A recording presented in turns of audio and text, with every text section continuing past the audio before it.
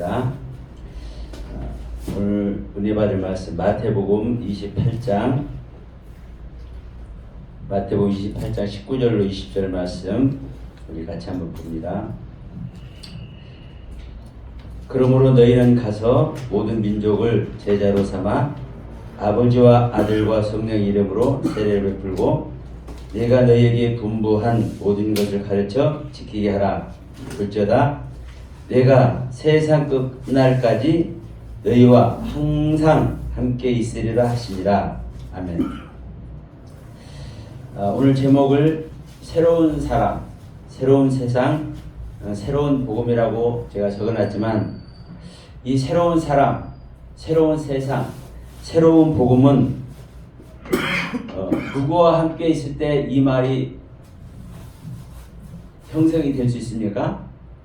주님과 함께 있을 때만 새로운 사람, 새로운 세상, 새로운 복음이라는 말이 이루어지게 될 줄로 믿습니다.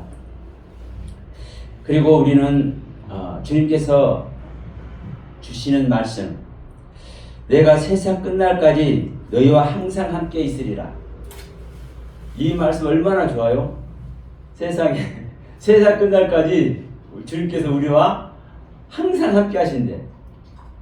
그러니까 이 말 안에 있기 때문에 우리 주님은 졸지도 아니시고 주무시지도 아니하시고 불꽃 같은 눈동자로 지킨다는 말씀을 하면서 이런 말씀을 곁들여서 우리가 은혜를 받습니다. 그러나 분명한 것은 주님은 분명히 말씀입니다. 내가 너희들 모두와 함께, 저한테 하는 말입니다. 내가 서영아 목사 너와 함께 세상 끝날까지 항상 함께 할 거야. 사실 이 말이기도 하지만 사실 이 말이 아닙니다. 서영아 목사 너와 세상 끝날까지 내가 항상 함께 할 거야. 사실 이 말이 아닌 거예요. 그런데 또 왜 저와 서영아 목사와 세상 끝날까지 함께 있겠다고 말씀하시냐면 그 앞에 전제되어서 말씀하죠. 19절에서 아버지와 아들과 성령의 이름으로 세례를 베풀고, 다시 말하면 아버지와 아들과 성령의 이름으로 세례, 즉 침례를 내가 받고 그 상태에서 내가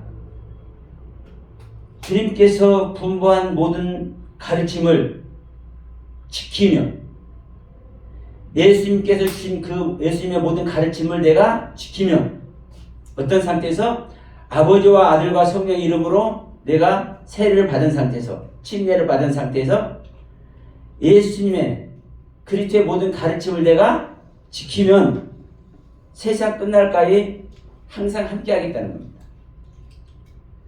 그러니까 이 말씀은 우리가 깨달으면 이와 함께 있겠다 이렇게 말할 수도 있어요. 그러나 여러분 깨달은 것하고 이 가르쳐 지키는 실제 길을 가는 사람은 틀립니다. 우리가 깨달은다 해서 모든 걸 그 깨달은 대로 행하는 사람은 없어요. 물론 깨달았을 때, 알았을 때 그 아는 세계도 갈 줄로 믿습니다.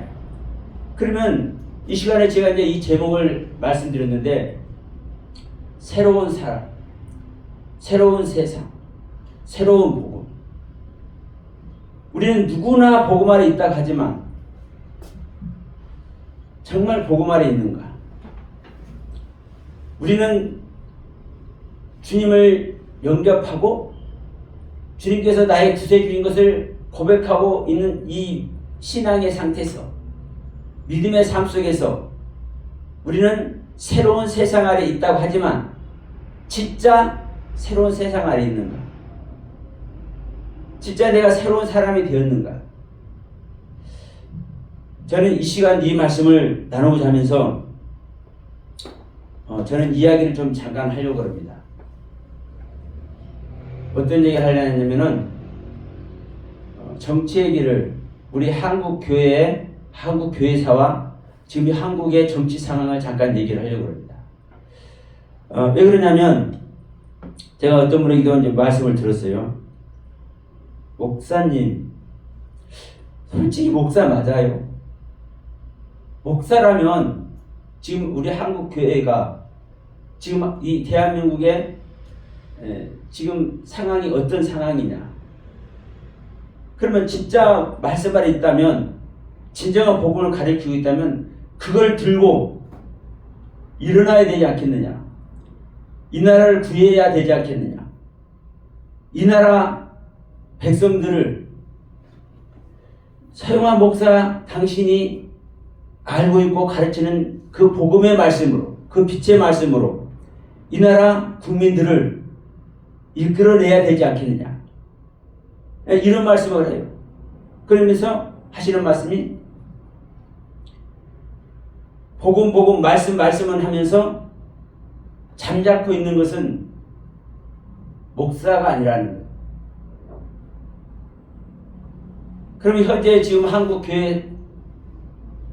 한국교회에서 정말 우리 한 3년 전서부터 정말 어려운 국내 정세를 맡고 있죠. 거기서 가장 최선을 다해서 복음을 전하고 말씀을 전하고 하나님의 사랑을 전한다는 분이 저 강화문 집회를 하시는 분들이, 저 부산의 아무개 목사님도 잠깐 이제 나중에 나왔죠. 그리고 사실 대한민국의 대부분 큰 교회들은 다 그분들과 동질감을 가지고 있고 대부분의 크리스찬들은 그분들을 지원하고 있습니다.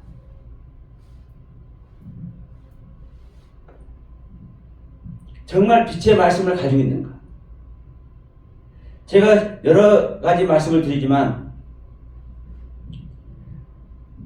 자, 우리가 하나님의 가르침을 최선을 다해서 내가 표현한다고, 내가 내 삶 속에서, 내 믿음 속에서 그 하나님의 말씀을 실천한다고 그래서 하나님께서 인정하시느냐 안 하시느냐?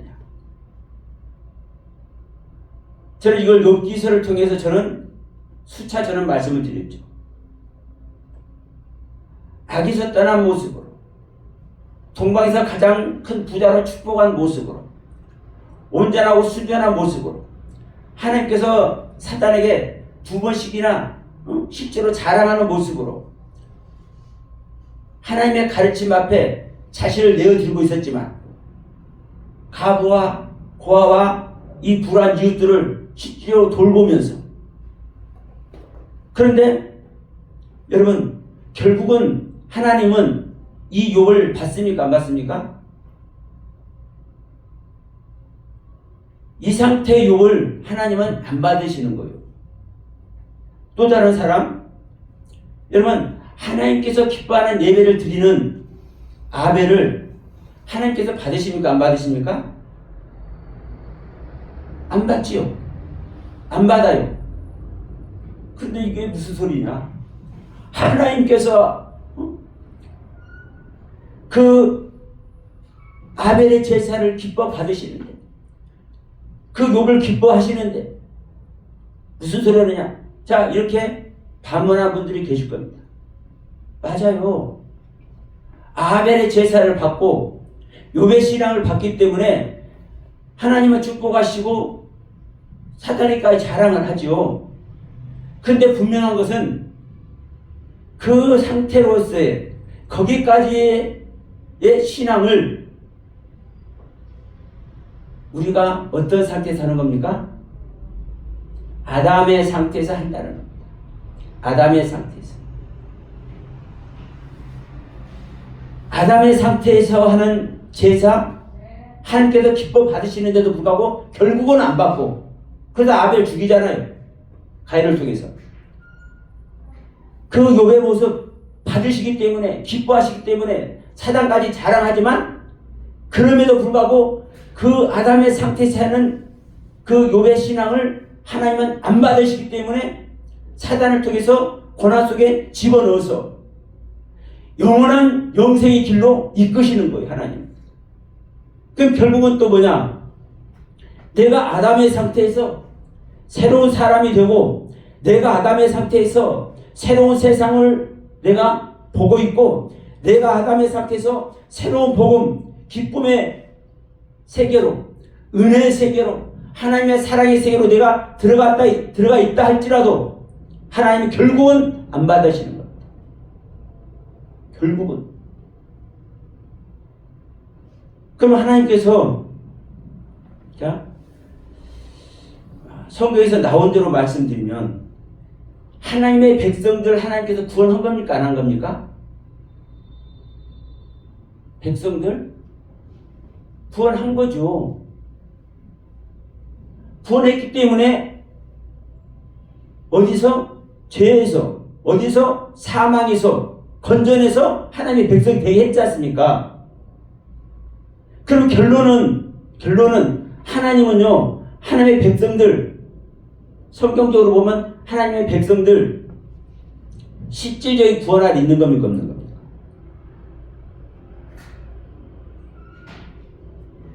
백성은 아담의 상태에서 백성 아래 있는 겁니다.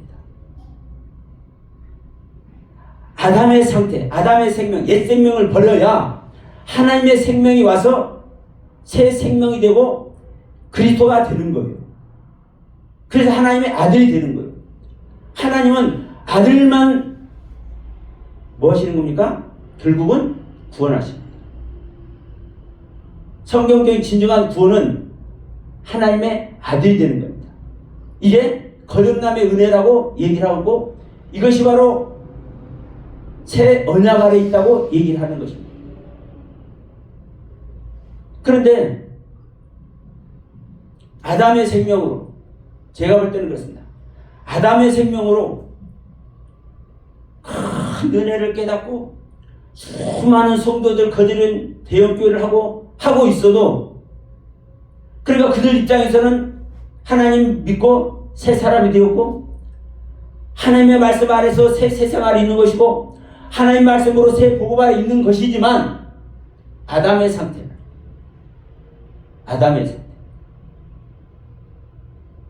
왜냐? 그들이 대한민국을 사랑하고 한국교회를 염려하고, 이 대한민국 이 정치사가 너무나 안타까워서 그들이 내놓는 메시지 속에 다 있습니다. 나는 아담의 상태에 사는 것이다. 나는 그리스도의 생명이 아니다. 왜? 그리스도로서는 내놓을 수 없는 말들을 내놓기 때문에 그렇습니다. 여러분, 그리스도는 자기의 말을 세우려고 상대편을 억압하고 상대편을 죽이고 상대편을 혐오합니까? 안 합니까? 자, 예수님께서 잘 보시면 그냥 우리는 다 알고 있는 거예요. 그래서 제가 설교도 말씀드립니다. 우리가 알고 있다고 해서, 깨달았다고 해서 그 길을 가느냐 이거죠. 성경은 분명히 말씀해요. 너희가 지키는 자는, 그리스도의 말씀을 지키는 자는 내가 세상 끝날까지 함께한다는 거예요. 지키지 않는 자와는 함께하는 게 아니에요.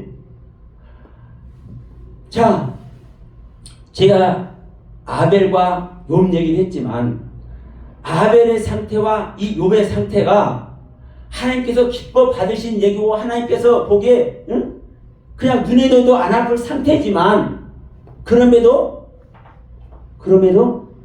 세상 끝날까지 함께 할 수 있는 존재 아니에요?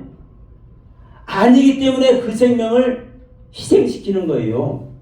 그 생명을 고난 속으로 집어넣는 거예요. 왜? 영원토록 함께하기 위해서, 아이온 세상으로, 올람의 세상으로 인도하기 위해서, 그 생명, 영생의 생명을 주기 위해서. 그러면 주님께서 이 땅에 오셔서 자, 심판을 하십니다. 누굴 심판해요? 이 땅의 사람들을 심판해요. 이 땅의 사람들을 심판하기 때문에 그들을 고난 속으로 들어가기도 하고 그들을 죽음 속에 들어가기도 합니다.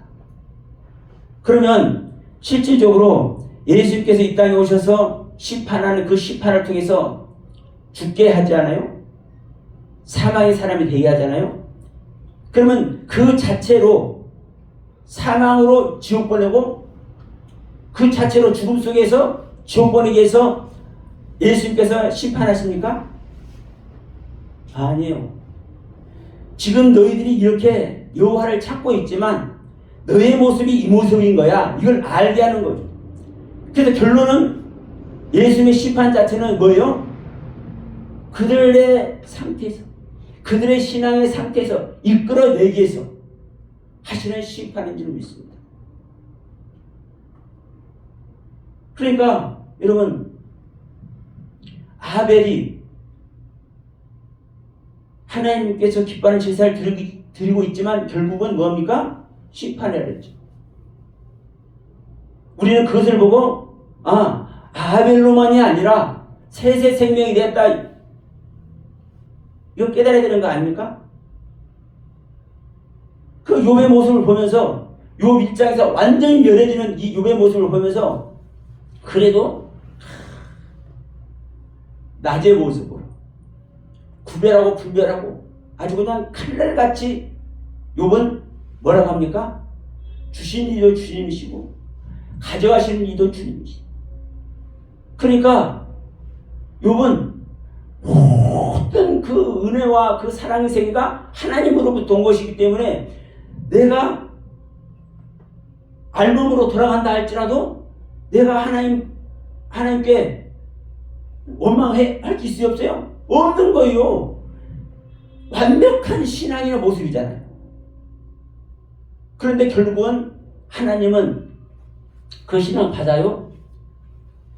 안타깝지만 그 신앙의 상태를 하나님은 고난 속으로 넣는단 말이에요.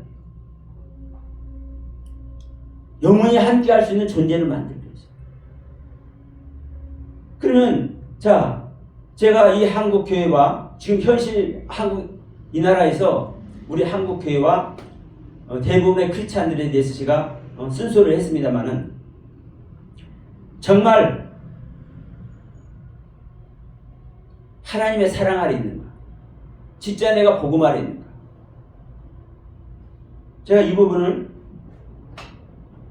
말해보겠습니다.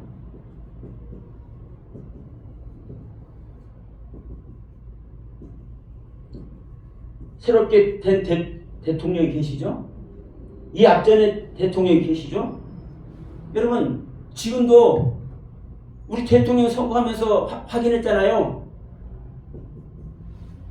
윤어게인 하시는 분들이 40%가 42%가 지지하고 있잖아요. 이분들 잘못되다 할 수 없어요. 각자나 다 자기 소견대로 투표한 거니까.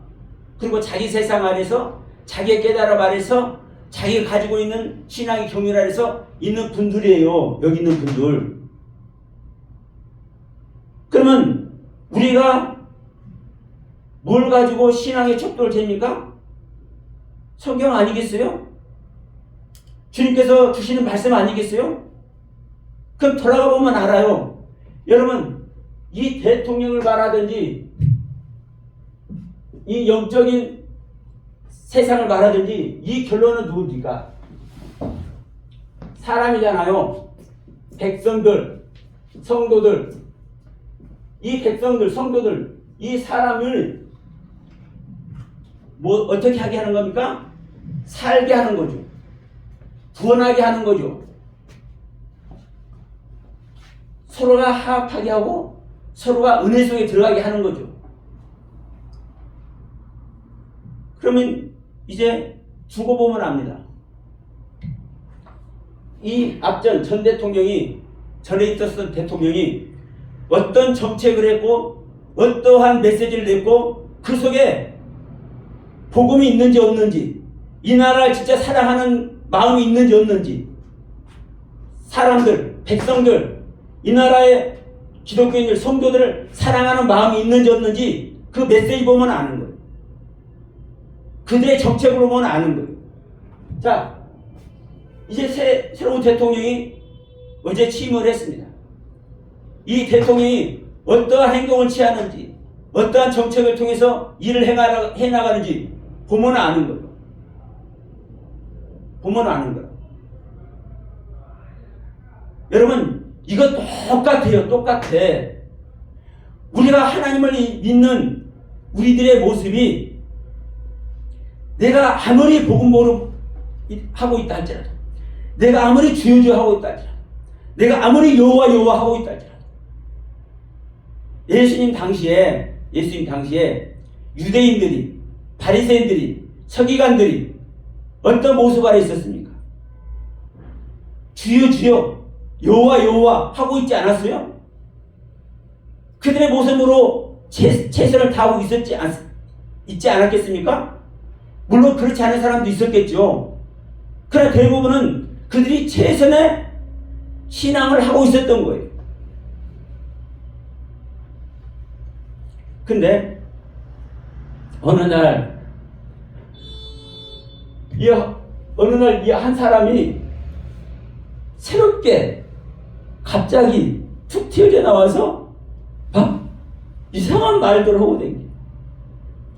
근데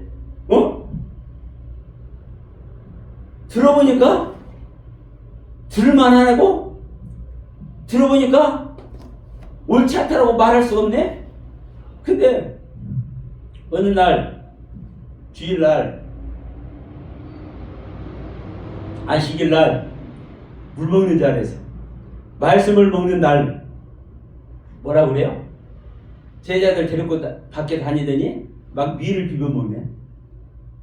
그 당시에는 그 유대인들이, 바리새인과 서기관들, 이 사두개인들이 그걸 용납을 할 수 있는 것입니까? 없는 것입니까? 용납 안 되죠. 근데 비난을 해. 그런데 예수님께서 이 새로운 사람이 새로운 세상을 열어. 뭘로? 그들의 말로, 그분의 말로. 그것을 여러분 복음이라고 합니까? 안 합니까? 유대인들은? 바리새인과 서기관들은? 아니에요. 복음이라고 안 해. 근데 이 새롭게 나타난 이 청년은, 이 새로운 사람은 이것이 복음이라고 해. 그러면서 뭐라고 하냐? 야, 너희가 내 말 듣냐? 야, 너희가 나 보고 있지? 나를 본 사람은 아버지를 봤어. 너희들 내 말 듣지? 내 말이 아버지의 영이고 아버지의 생명이야. 이 얘기를 해. 결론은 뭡니까, 여러분? 복음이었어. 새로운 세상이었고. 중요한 것은 여러분, 오늘날도 똑같습니다. 내가 전하는 말씀이, 내가 전하는 메시지가, 내가 설교를 통해서 내놓는 말들이 진정한 새로운 세상을 여는 말인지, 진정한 하나님의 말씀, 하나님을 기쁘게 하는 진정한 복음인지, 우리 각자는 다 그렇다고 생각하고 이 말을 하고 있을 겁니다. 그런데 저는 분명히 이 시절에서 다시 한번 여쭙니다. 우리가 이걸 말씀을 구별하고 분별하기 전에 진짜 내가 아담의 생명을 버려졌느냐, 내가 아담의 생명을 버리고 그리스도의 생명으로 내가 생명야람이 되어서 그리스도의 사람이 되었느냐, 오늘 본문의 말씀과 같이 내가 아버지와 아들과 성령의 이름으로 세례를 받았냐. 아버지와 아들과 성령의 이름으로 세례를 받았다는 것은 우리는 교회에서 누구나 아버지와 아들과 성령의 이름으로 세례를 받습니다. 여러분, 그것을 말하는 겁니까? 아버지의 가르침으로도 내가 죽고, 아들의 가르침으로도 내가 죽고, 성령의 가르침으로 내가 죽는 것이 아버지와 아들과 성령의 이름으로 세례를 받는 것. 나라는 존재가, 아담이라는 존재가 얼마나 악한 사막의 생명인지, 꼭 이 세 이름을 얘기를 하네. 아버지의 경륜과 아들의 경륜과 성령의 경륜을 통해서 너희가 죽은 일이 있느냐? 죽음의 가르침을 받은 일이 있느냐? 그래서 그 실제 속에 있느냐? 그래서 이 주님으로부터 가르침받은 이 내용들을 지킬 때 우리는 그리스도와 함께 한다고 할 수 있습니다. 이때 우리는 세상 끝날까지, 이 세상 끝날까지가 지금 우리가 사는 세상 끝날까지가 아닙니다. 이 세상이 아이온의 세상이에요. 아이온의 세상, 올람의 세상, 영원한 세상, 영원한 세상. 그러면 여러분, 영원한 세상이 끝이 있어요, 없어요? 영원한 세상이 끝이 있어요, 없어요? 없죠. 뭔가 모르게 그 이전서부터 뭔가 모르게 그 이후까지 이게 올람이잖아요. 네? 이게 아이온이에요. 그러니까 영원토록 함께한다는 얘기입니다. 영원토록. 누구에게? 지키는 자에게. 그리스도의 생명에 대해서 지키는 자에게. 아버지와 아들과 성령의 이름으로 진정한 세례를 받고 있는 자에게. 우리가 세례식에서 세례받는 거 말고 내가 아버지의 이름으로 죽은 경험이 있고 내가 아들의 이름으로 죽은 경험이 있고 내가 성령의 이름으로 죽은 경험이 있는가? 이름이라는 것은 그 존재의 모든 가르침이고 그 존재의 모든 깨달음의 세계인 줄 믿습니다. 그래서 저는 말씀을 드린 거예요. 우리가 무엇을 논하기 전에, 내가 알고 모르고를 논하기 전에, 우리가 옳고 그름을 논하기 전에 진정한 이 생명의 경륜을 우리가 가고 있느냐?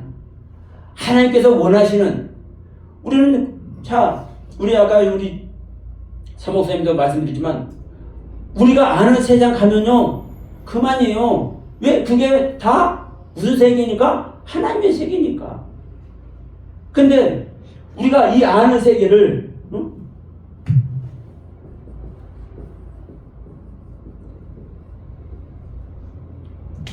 우리가 아는 세계를 진짜 가지고 있냐고.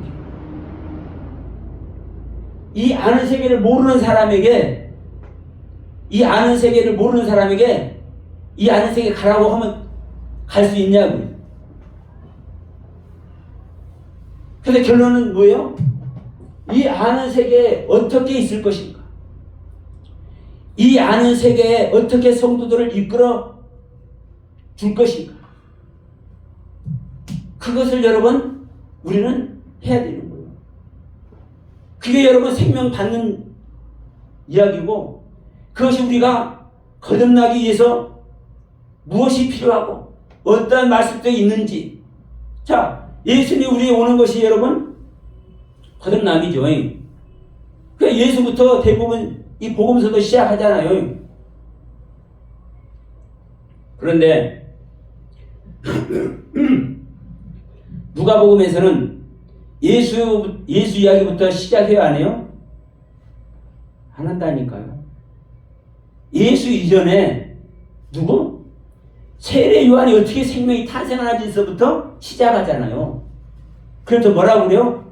데빌로 가카에게 나는 그 근본부터 내가 깨달아서 그 근본부터 내가 말씀을 전하려고 내가 데빌로 가카에 내가 편지를 썼다면서 누구 이야기를 하는 거예요? 세례 요한? 세례 요한도 아니잖아요. 세례 요한 아버지 어머니 이야기부터 한다니까요. 그러면 세례 요한 아버지 어머니 엘리사가 아니라